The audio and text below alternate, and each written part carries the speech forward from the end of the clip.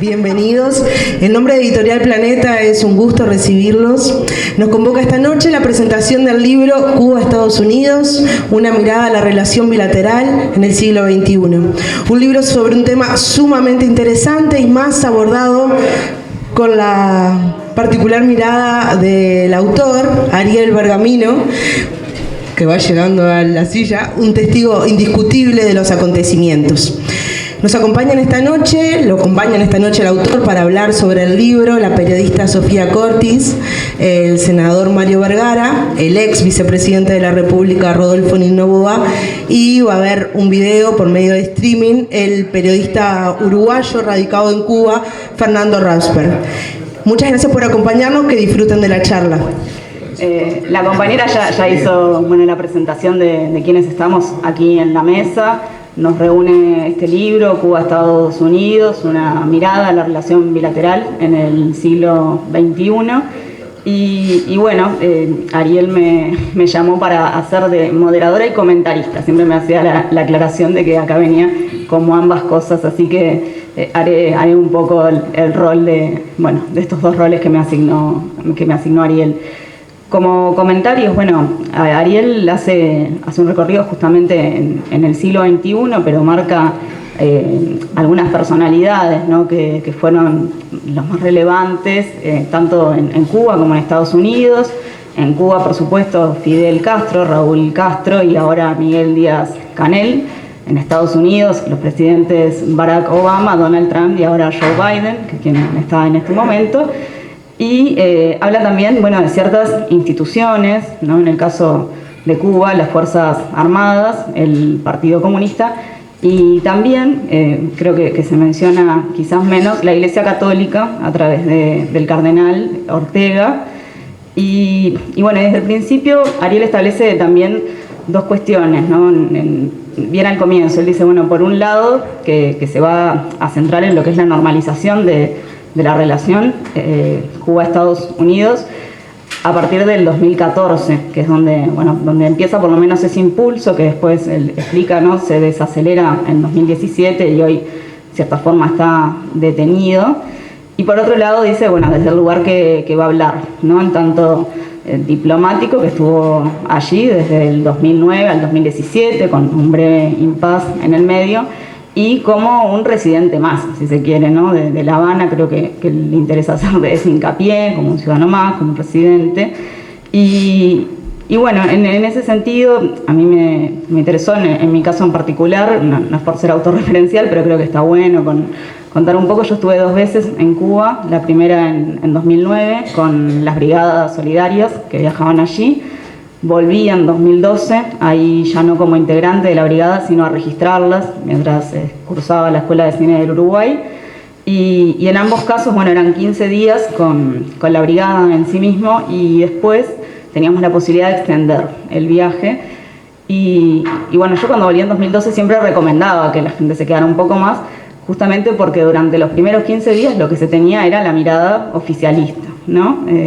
Quizás, con algún matiz, con alguien cuando hablábamos en el mano a mano, pero lógicamente íbamos a eso, ¿no? A formarnos en la mirada de quienes defendían el proceso revolucionario cubano.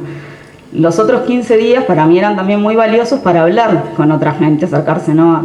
a los barrios, a distintas ciudades y poder ver la mirada también de la gente común, a ver qué visión tenían, sobre todo las y los jóvenes. Muchas veces eran críticos, ¿no? Muchos que habían nacido, por supuesto, después de la revolución. Y esto lo conecto porque en esas miradas críticas que surgían, Ariel también sabe, o se anima, o es crítico en algunas cuestiones.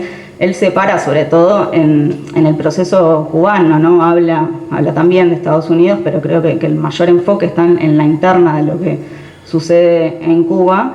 Y él me decía, ¿no? Hablando alguna vez antes de esta presentación, quizás alguien se enoje. Entonces allí plantea algunas cuestiones, ¿no? Habla, de un partido quizás cansino, de una estructura ya gris, osificada, ¿no? Y finalmente dice, ninguna revolución puede durar 60 años. Y a mí ahí, me surgía algunas preguntas. Él quería que si nos daba el tiempo hacer algún intercambio. A mí me surgen también preguntas para el autor, porque con esto de ninguna revolución dura 60 años, también pensaba, bueno, ¿qué sistema dura 60 años? ¿No? Porque es interesante la pregunta, si nuestro sistema se sostiene, ¿no?, bajo ciertos criterios de equidad, justicia social durante ese tiempo o más. Y por otro lado resalto lo de esta mirada crítica, porque más allá de que Ariel diga, bueno, que él no habla en nombre del Frente Amplio, todos estamos impregnados del lugar de donde venimos, de los cargos que ocupamos, de los sitios que integramos.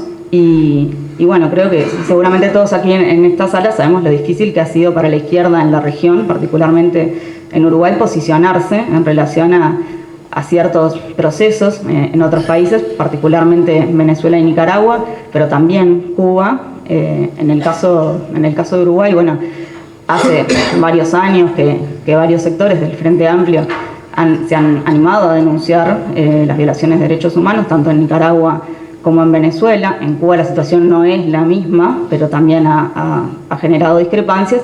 Creo que de un tiempo a esta parte ya es difícil que ningún sector defienda ciertas cuestiones más allá de algunos matices o justificaciones. Pero Cuba sigue siendo algo que quiebra las aguas, y pensaba justamente en estos días, ¿no?, que transcurre la Cumbre de las Américas, donde no van a participar, no están invitados estos tres países, Cuba, Nicaragua y Venezuela, y eso ha generado discursos distintos, posicionamientos distintos en la región. De hecho, López Obrador, el presidente mexicano, dijo semanas atrás que él no iba a asistir a esta cumbre si no asistían todos los países de la región. Finalmente, bueno, cuestiones diplomáticas, económicas de por medio. Aquí quienes están a mi izquierda sabrán más de esos asuntos. Envió al canciller, pero bueno, creo que muestra una vez más cómo estas cuestiones siguen dividiendo. Y lo traigo, bueno, porque seguramente de la pata económica va a hablar Mario, me imagino. Bueno, dice que no, capaz que viene a cantar, yo también le propuse eso.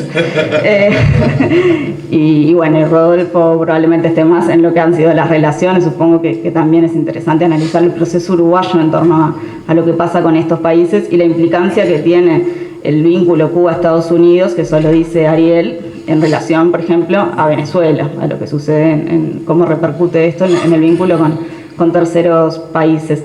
Así que por ahora yo quería dejar planteado esto, bueno, algunos años clave que marcan, ¿no?, estos tres periodos, si se quiere, estas tres presidencias, estos años, 2014, 2017, qué pasa ahora con esta última presidencia de Biden, con este momento. Y bueno, la mirada a eso desde la izquierda, desde parte de la izquierda uruguaya. Y con esto me callo, hice la parte de comentario y le cedo la palabra a Mario. No, mentira, tenemos primero a Fernando, que como decían, Fernando Rasberg es un periodista uruguayo radicado en Cuba hace años.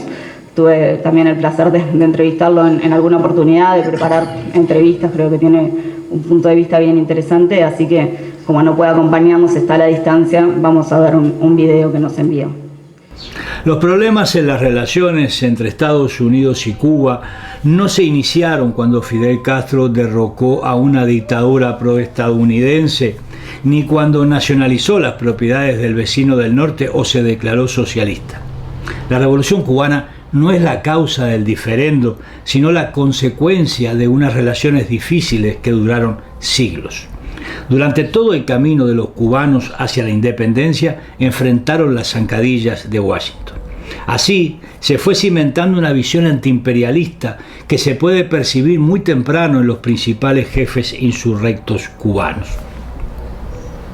En 1886, uno de los generales más importantes de los mambises, Antonio Maceo, rechazaba la anexión, diciendo: antes que norteamericanos preferiríamos ser españoles. Una década después, José Martí expresaba que luchaba por la independencia de Cuba para impedir que Estados Unidos se extienda por las Antillas. 60 años más tarde, Fidel Castro, en medio de los combates de la Sierra Maestra, escribía: me he jurado que los americanos van a pagar bien caro lo que están haciendo. Cuando esta guerra se acabe, empezará para mí una nueva guerra mucho más larga y grande, la guerra que voy a echar contra ellos. Me doy cuenta de que este va a ser mi destino verdadero. Durante todo el siglo XIX, Estados Unidos creyó que Cuba terminaría en sus manos.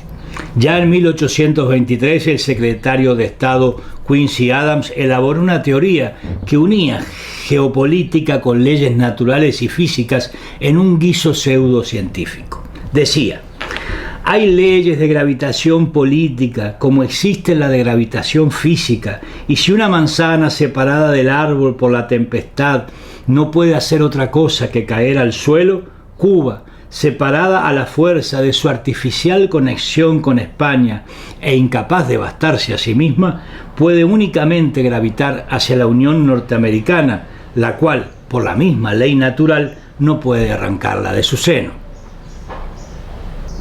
En esa espera, Washington informa a España de los intentos de invasión independentista desde México, persigue en Estados Unidos a los emigrados que apoyan a los insurrectos e incluso traiciona a expedicionarios que querían anexionar Cuba a los Estados Unidos.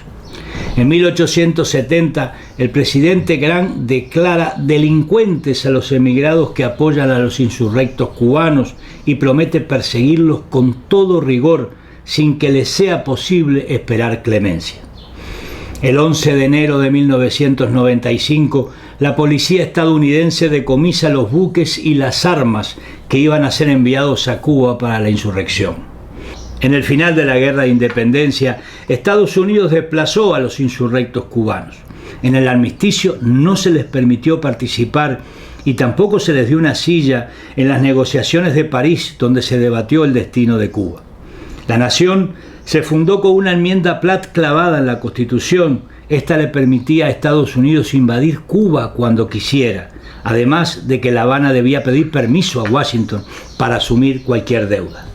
El general Leonard Wood, gobernador militar durante la ocupación, lo sintetizó diáfanamente: a Cuba se le ha dejado poca o ninguna independencia con la enmienda Platt, y lo único indicado ahora es buscar la anexión.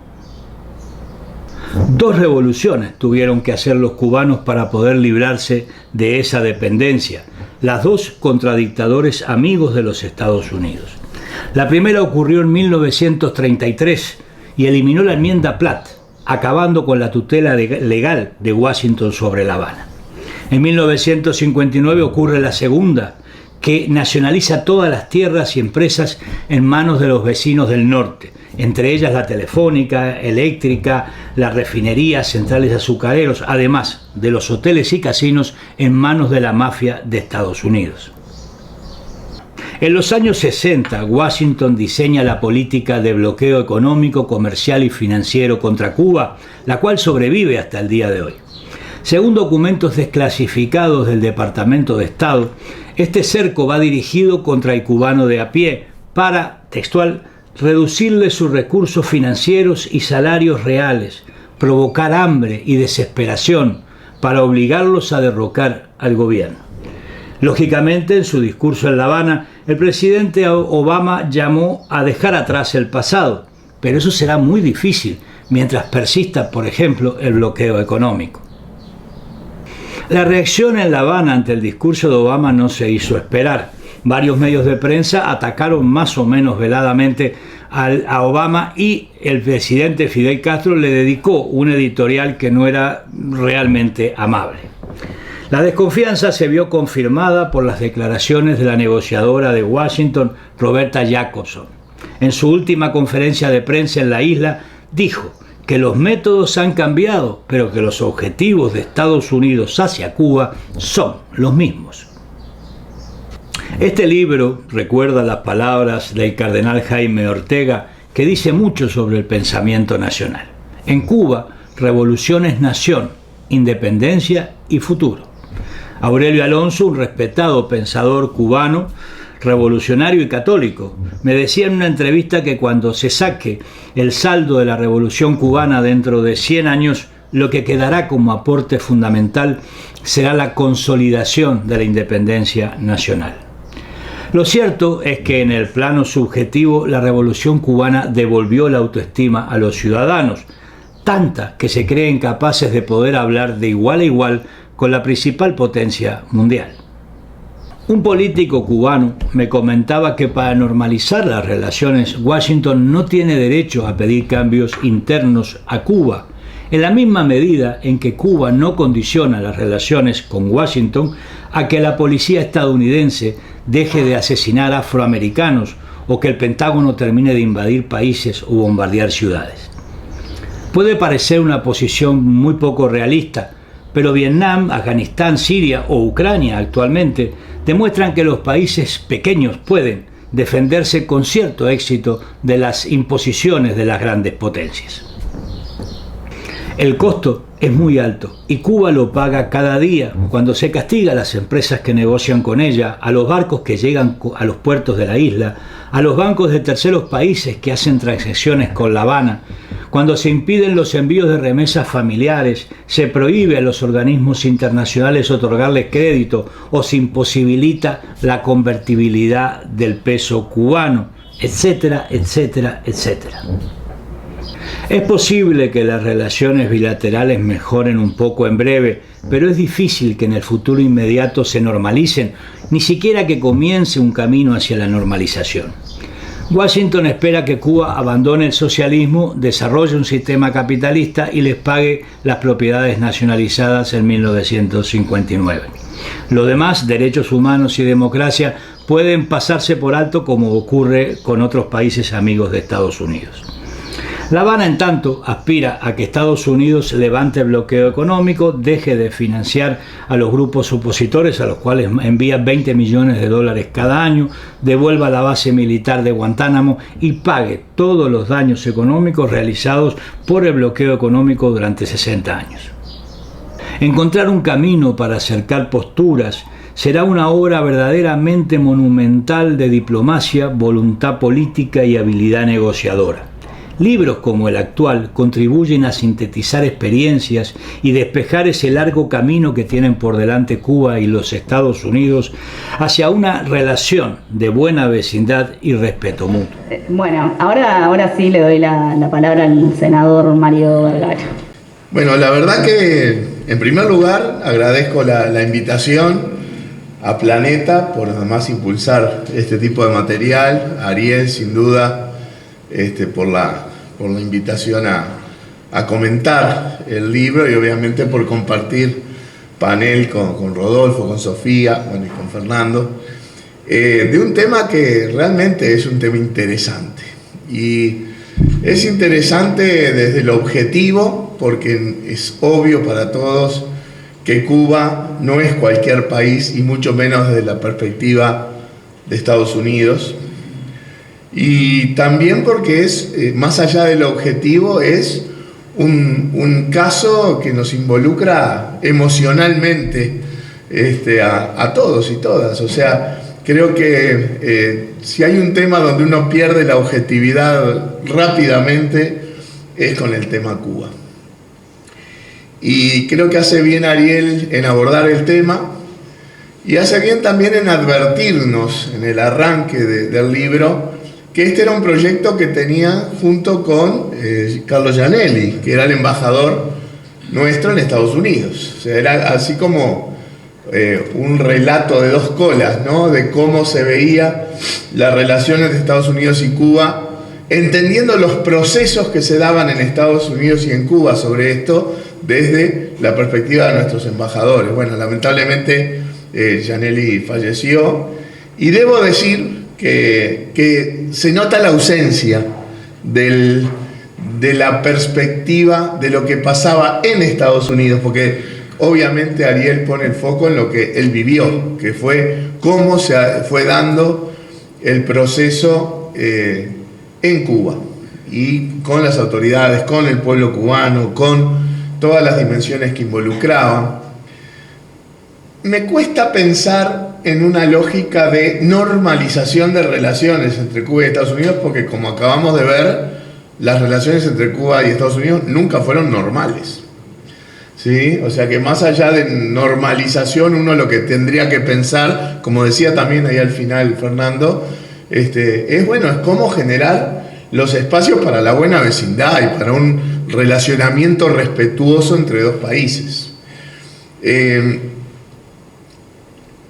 hay si bien Ariel plantea, bueno, me voy a focalizar en este último intento en el periodo de Obama, Raúl Castro, de normalización de relaciones, hay un pantallazo grueso que es muy útil y que, bueno, Fernando arrancó todavía de más atrás, ¿no? De lo que fueron relaciones entre Estados Unidos y Cuba, un pantallazo grueso que ayuda al contexto del intento realizado por Obama y por Raúl Castro. Y creo que hace bien Ariel en plantear todo este proceso en una lógica de impulsos y frenos. La síntesis, creo yo, es que operan mucho más los frenos que los impulsos, porque en realidad, más allá del impulso Obama-Raúl Castro, uno lo que tiene que preguntarse es si en los consensos o las mayorías en Estados Unidos y en Cuba hay realmente una intención de normalizar relaciones. Y ese es un tema que a mí me genera muchas dudas, porque las resistencias al proceso fueron enormes en los dos lados. Y de alguna manera bastó un cambio, cuando Estados Unidos muchas veces uno piensa que en lo que es política exterior tiene lógicas de política de Estado, bueno, bastó un cambio de gobierno en Estados Unidos para que todo el proceso prácticamente se desplomara. Por lo tanto, yo creo que más allá de la anécdota, que creo que está muy bien seguida por Ariel desde su propia vivencia, hay que ir también al análisis de la efectiva voluntad política. Y a mí me genera muchas dudas que tanto en Estados Unidos como en Cuba haya una voluntad política firme de avanzar en este tipo de procesos de normalización de relaciones. Ariel hace un muy buen contexto cubano de este proceso que de alguna manera lo arranca casi desde el hoy, ¿no? Desde el alarido, como decía Padura, que qué bueno que hubiera sido que Leonardo estuviera, no quizá en la mesa, pero por lo menos porque ha sido alguien de permanente intercambio con Ariel en cuanto a cómo vivir este proceso. Lo que fue el alarido, ¿verdad? La movilización popular en Cuba, y Ariel arranca de ese contexto, porque ese mismo contexto ayuda a entender el proceso que discute el libro, y que tiene que ver con un contexto de una endémica fragilidad de la economía cubana que no logra hacer que los cubanos y cubanas puedan satisfacer necesidades básicas. Un proceso, eso lo tengo marcado, que implica un muy escaso avance de las reformas estructurales que el propio gobierno cubano planteó desde el año 2011, desde el famoso Congreso con el discurso de Raúl Castro, los famosos lineamientos para la política en todos los terrenos, pero principalmente en la política económica. El avance de implementación de los lineamientos de 2011 es escasísimo, y eso también puede pensarse en cómo en Cuba realmente se pueden procesar o implementar algunos cambios. Y ahí yo tengo una visión un poco parcial, digamos, que ahí sí me pesa más la parte económica. Yo estoy yendo a Cuba a partir del programa de capacitación de funcionarios del gobierno de Cuba que administra la Facultad de Ciencias Sociales, el Departamento de Economía, desde el año 98. He ido, creo más de 20 veces, pero lo que uno ve es que Cuba toma alguna medida más o menos relevante cuando no tiene más remedio. En la medida en que a ellos se les permite ir estirando una situación más de confort político que de confort económico, social, yo creo que esa es la tendencia que hay en Cuba, ¿verdad? Y se toman medidas relevantes, como en su momento fue cuando el periodo especial, ¿verdad? La crisis, ellos le llaman periodo especial a la crisis, cuando cae la Unión Soviética, los años siguientes, que no tuvieron más remedio que liberalizar algunas cuestiones en el mercado de cambios, la circulación del dólar, el cambio y algunos otros aspectos comerciales, financieros y sociales. Pero apenas tuvieron una recuperación y la alianza, a partir de la alianza con Venezuela, Cuba da marcha atrás en algunos de esos procesos. Y yo creo que esta última etapa, en la que estaban los lineamientos en 2011 de cosas que estaban claras, en un diagnóstico bastante correcto de las cosas que había que hacer, pero siempre, como dice el propio Ariel en el libro, siempre había un motivo para postergar la implementación, hasta que no había más remedio. Y un ejemplo, por poner un ejemplo, la unificación monetaria, Cuba tenía 2 monedas propias, que más allá de ser un tema monetario, era un tema de segmentación de mercados.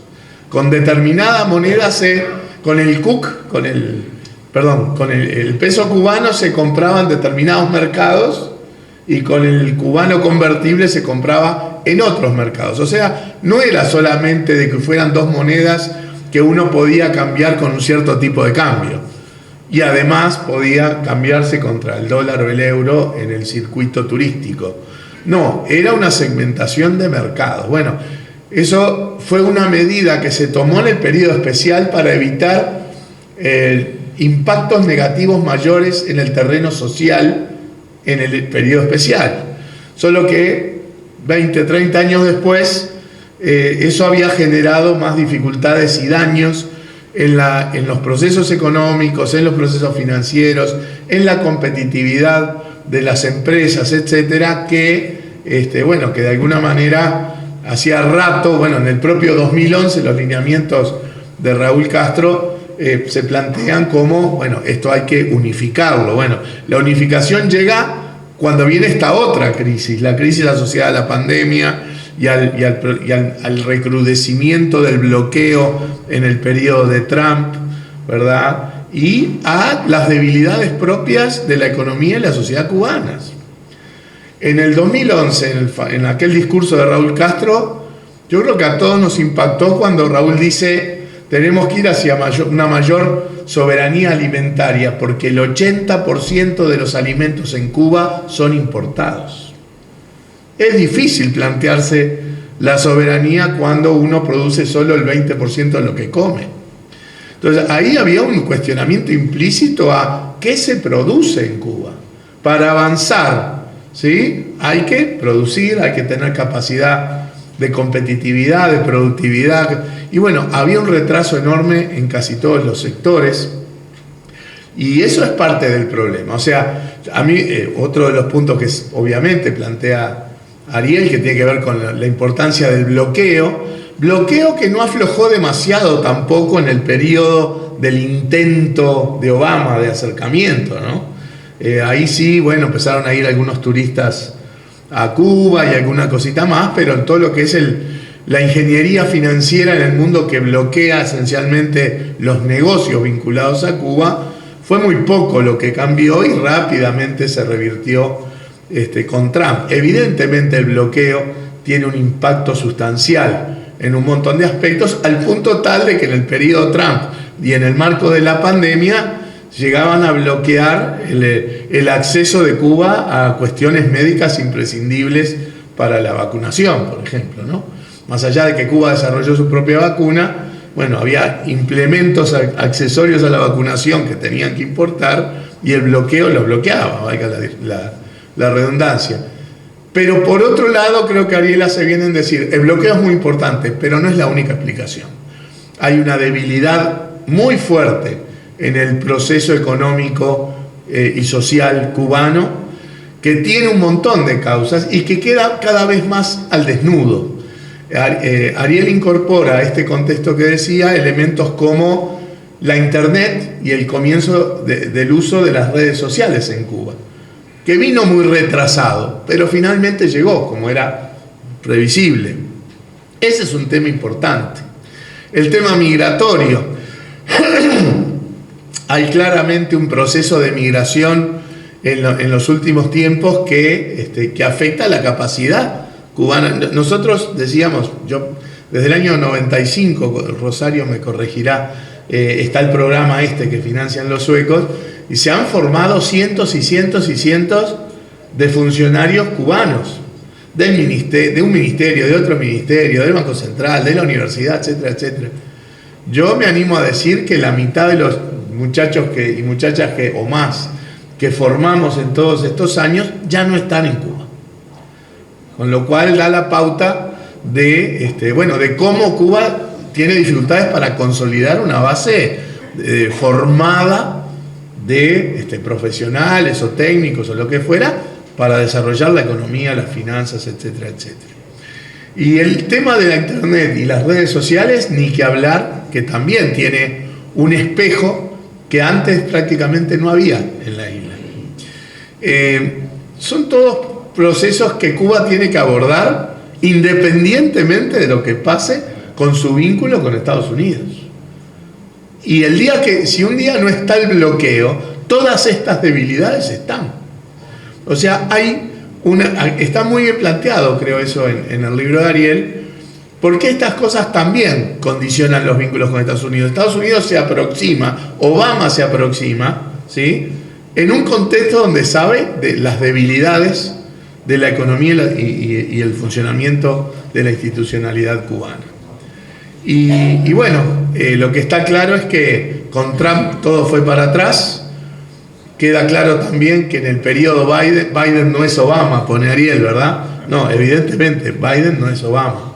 Recién en las últimas semanas, creo yo, hubo alguna medida que levanta la dureza que tenían las medidas de Trump, alguna. Reitero, ya con Obama tampoco era tanta la flexibilización del bloqueo. Con Trump recrudece y con Biden apenas ha empezado a dar alguna señal. Porque una de las cosas que también plantea el libro es, en este periodo Cuba no está en las prioridades de Estados Unidos. O por lo menos la revinculación más formal de Estados Unidos con Cuba no está en sus prioridades. Y también el proceso de intento de normalización tiene un punto o una anécdota muy significativa, que es la visita de Obama a La Habana, que en realidad fue muy fuerte, no solo por lo que habló, con quién dejó de hablar, sino fue lo simbólico, ni que hablar, la transformación de la oficina de negocios de Estados Unidos en La Habana en embajada, pero sobre todo al presidente de los Estados Unidos, que paseaba con su familia por el malecón, por las calles de La Habana, o sea, cosas que los cubanos no están habituados a ver de sus propios gobernantes. Que llovía a cántaros y Obama llevaba el paraguas para que no se mojara la suegra, ¿no? O cuando fue a cenar al San Cristóbal, en el centro de Habana, que ahí nomás para darle un toque de color les cuento que Ariel me mandó una foto diciendo, mirá, Obama está comiendo en una mesa en el San Cristóbal, que es donde habíamos comido hacía unos poquitos meses, digamos. Todos comimos ahí, ¿no? Sé que Ariel tenía algún... En fin, o sea, yo creo que hay mucha cuestión que es anecdótica, pero también hay mucha cuestión estructural que está bien planteada en el libro. Creo que se aborda un tema interesante y escrito, muy bien escrito y de manera muy pintoresca. Como ustedes conocen a Ariel, saben que Ariel es un tipo pintoresco, escribe y habla de manera pintoresca, y eso hace el libro todavía más entretenido. Así que agradezco nuevamente esta posibilidad a Ariel y al Grupo Planeta, y los estimulo a todos a leer este material, que tiene la ventaja de que está inconcluso. ¿Cómo va a seguir esta historia? No lo sabemos, pero sin duda todo lo que uno pueda aportar desde el ángulo que pueda para que estas cosas mejoren, digamos, va a estar sobre todo en la perspectiva del bienestar del pueblo cubano, que bastante ha sufrido todos estos procesos. Gracias.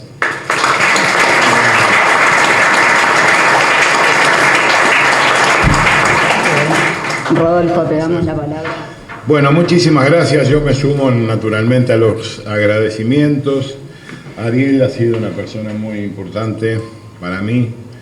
fue un gran vicecanciller del Uruguay, estuvo 2 años y medio, casi 3, en la Cancillería y realmente tuvo un desempeño extraordinario, diría yo.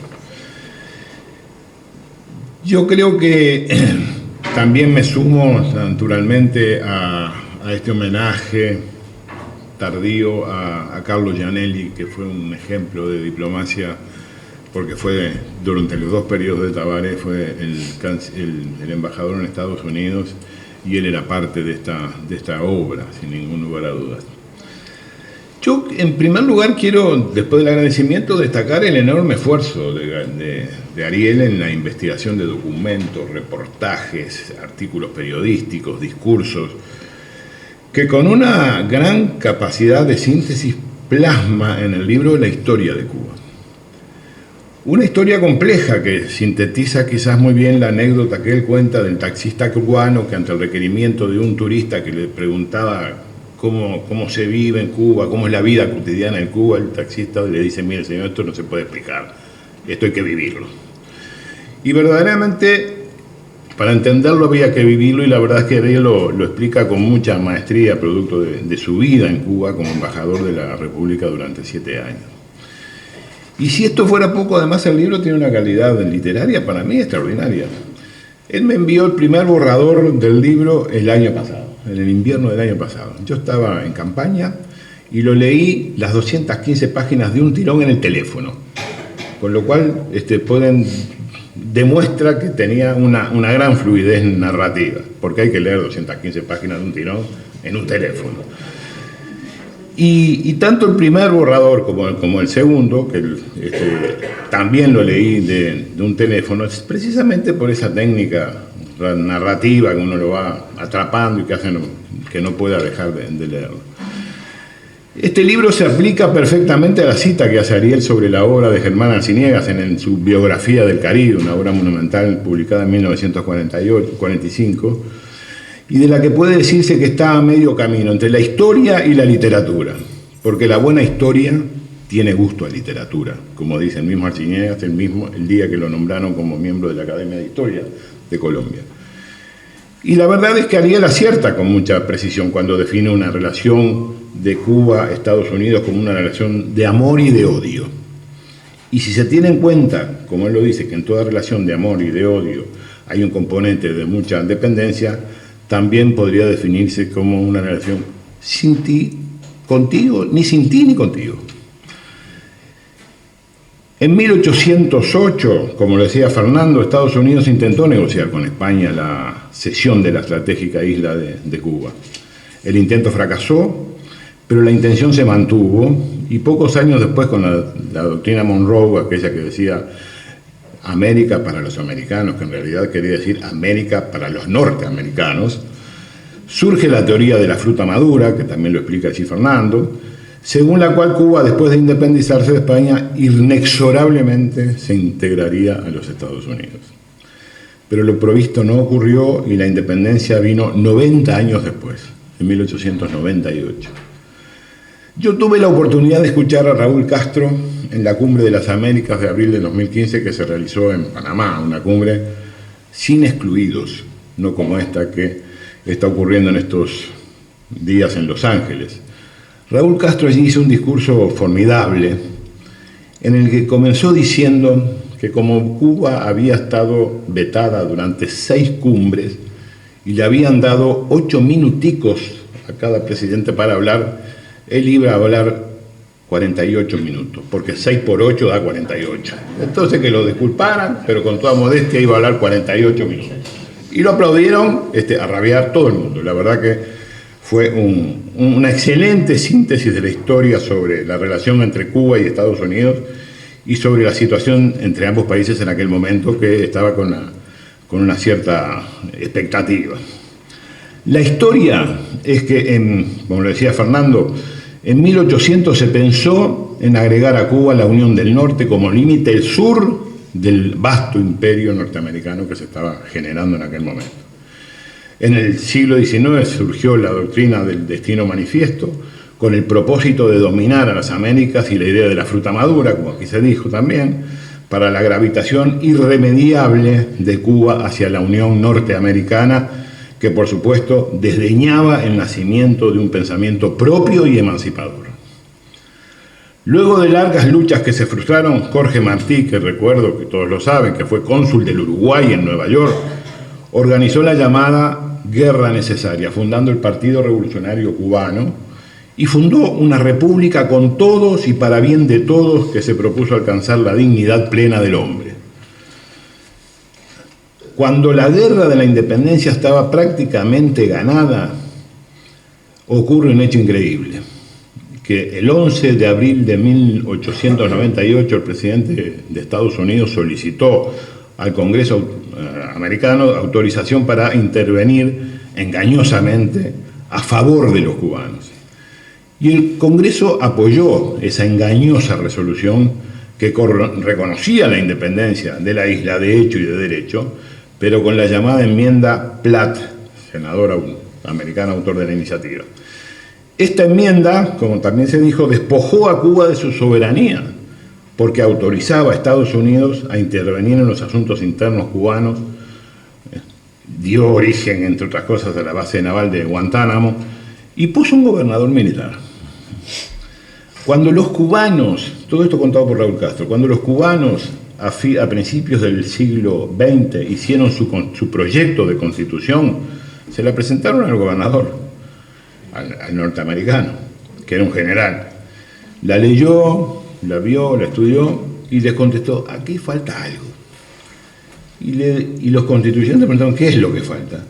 Y la respuesta es, falta la enmienda Platt, que nos da derecho a los norteamericanos a intervenir en Cuba cuando lo consideramos necesario. Por supuesto que los constituyentistas, como lo dijo Raúl en aquella conferencia, lo llamó de constituyentistas, nunca había escuchado yo esa palabra, para nosotros eran constituyentes. Bueno, los constituyentistas se negaron, obviamente, rotundamente, por lo cual la respuesta del gobernador fue, bueno, entonces nosotros nos vamos a quedar acá. Y se quedaron hasta 1934. Dejo de citar a Raúl Castro. Después vino lo que todos sabemos, la dictadura de Batista con el apoyo norteamericano, la revolución contra Batista, el triunfo de Fidel Castro en el 58, la invasión de Bahía de Cochinos con una fuerza de mercenarios apoyados por Estados Unidos, las sanciones económicas, que son un tupido entramado de leyes, órdenes ejecutivas, memorándums, acuerdos, reglamentaciones y otros instrumentos jurídicos que conforman el embargo económico, comercial y financiero impuesto a Cuba por Estados Unidos. Y mientras el embargo persista, los avances hacia una relación normal entre ambos países va a ser muy, muy limitada, sin ningún lugar. Pero en toda esta intrincada situación hubo una lucecita que permitió abrigar cierta esperanza. El 17 de diciembre de 2014, Raúl Castro, en un mensaje televisado, como lo dice Ariel en el libro,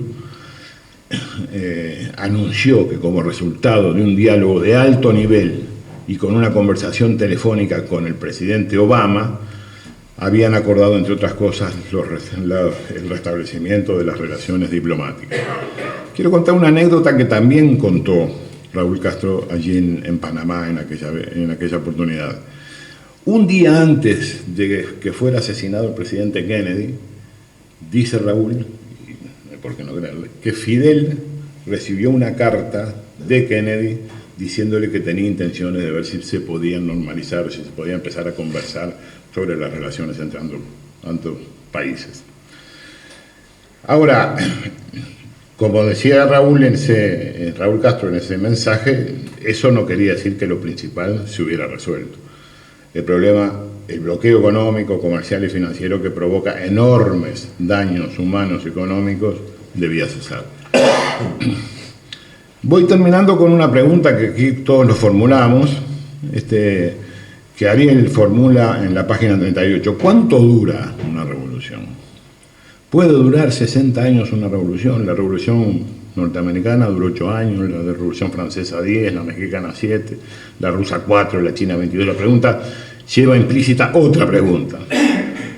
¿La revolución cubana puede durar más de 60 años? Y para esta respuesta yo creo que hay que tener en cuenta, primero, que Cuba no tiene un pasado al cual regresar y que cualquier futuro posible requiere cambios. Segundo, lo que dijo Raúl Castro hace 12 años, en ese congreso del 2010 o del 2011.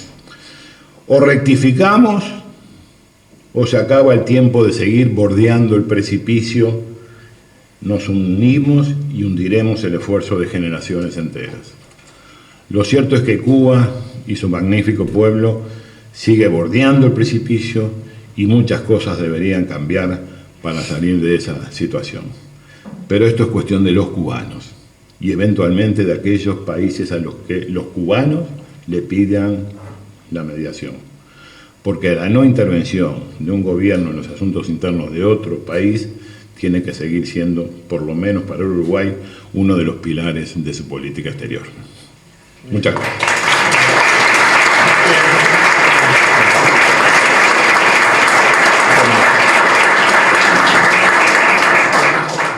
Bueno, creo que ambos nos dejaron un pantallazo, cada uno desde su perspectiva y también desde su historia. Y por supuesto ahora tiene que cerrar Ariel con algunas palabras para que nos cuente de este libro, ¿no?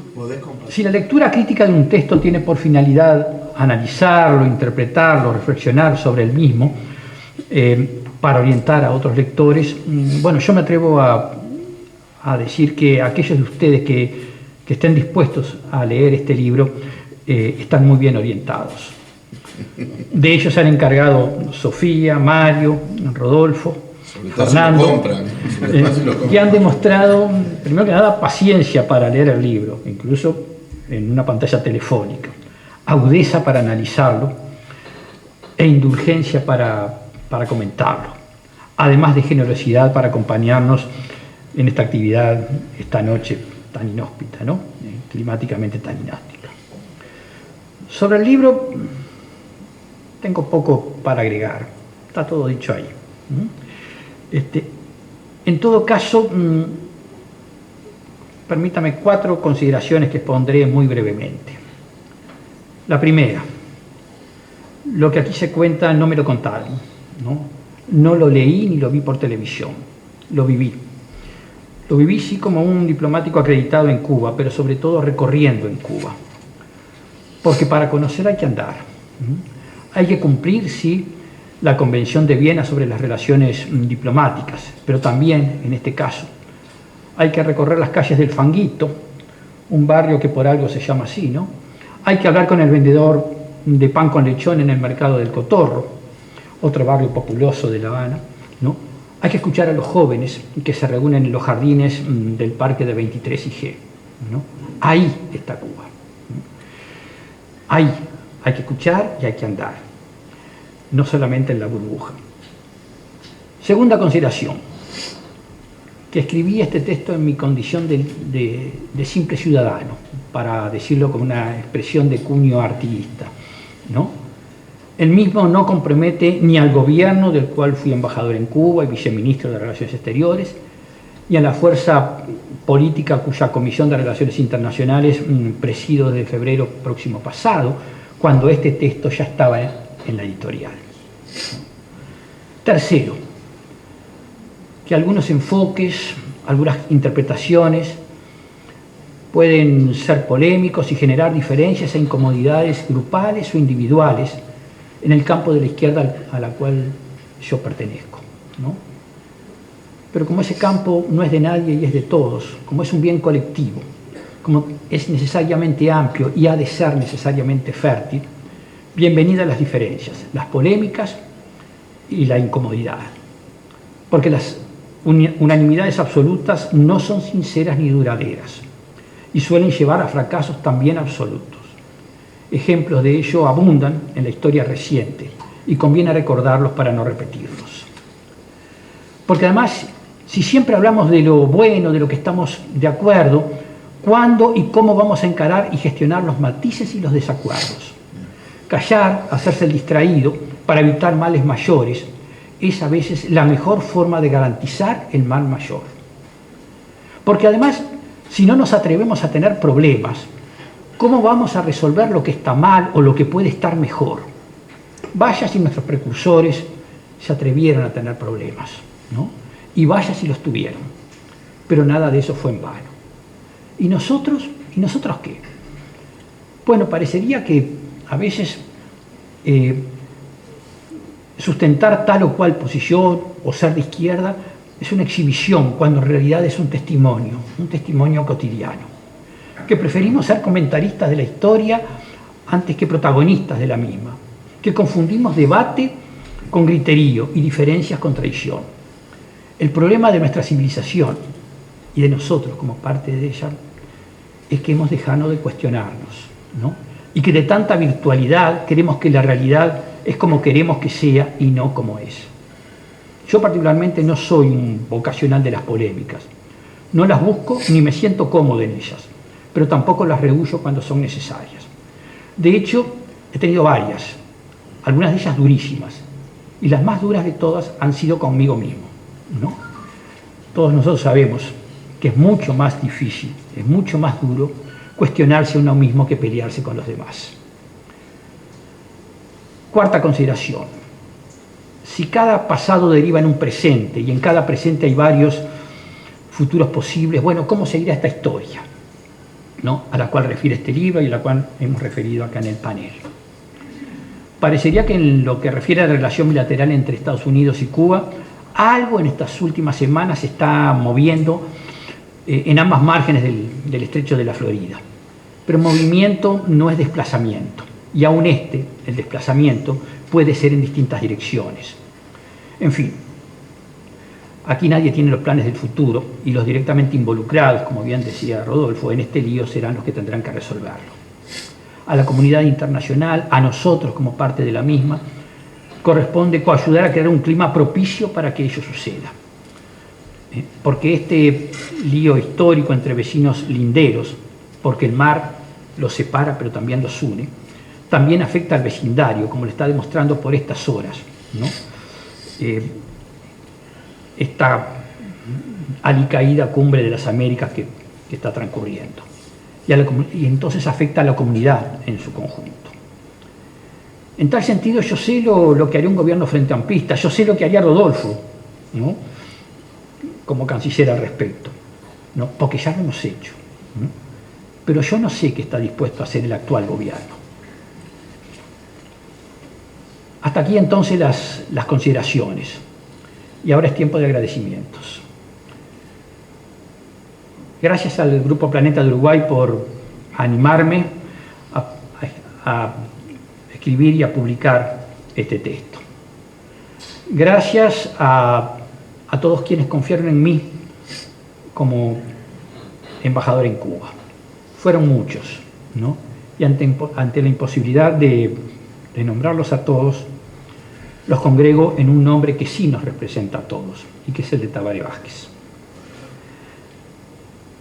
Gracias a Cuba por la hospitalidad que me ofreció como país anfitrión, y a sus autoridades por su apertura a dialogar sobre muchos temas complejos, polémicos e incómodos. Lo hicimos convencidos de que los auténticos amigos son los que se critican de frente y los que se elogian por la espalda, ¿no? Lo contrario es bastante más cómodo y frecuente, pero no sirve para mucho, ¿no? Nada de lo que hay acá, ¿no?, ninguna de las apreciaciones que hay acá, es decir, todas ellas yo las conversé, ¿no?, en su momento con las contrapartes cubanas. Acá hay críticas, sí, pero los critiqué de frente. Gracias a muchos colegas, a muchos amigos uruguayos, cubanos y de otras nacionalidades que me dieron pistas, herramientas, ánimos para entender aquel proceso y escribir este texto. A los efectos de esta exposición, todos ellos son fundamentales anónimos, pero ellos y yo sabemos a quienes estoy nombrando.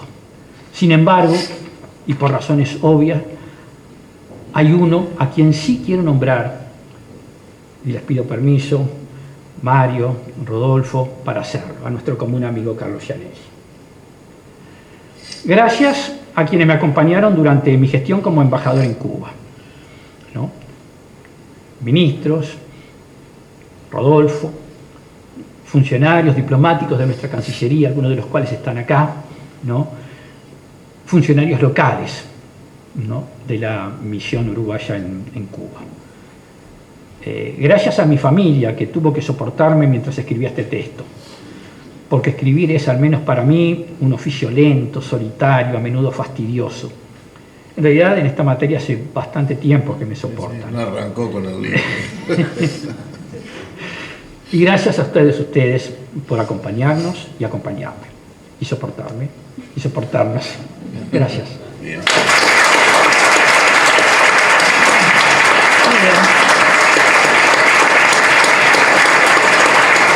Bueno, gracias. Gracias. Empezamos a las 7 y terminamos a las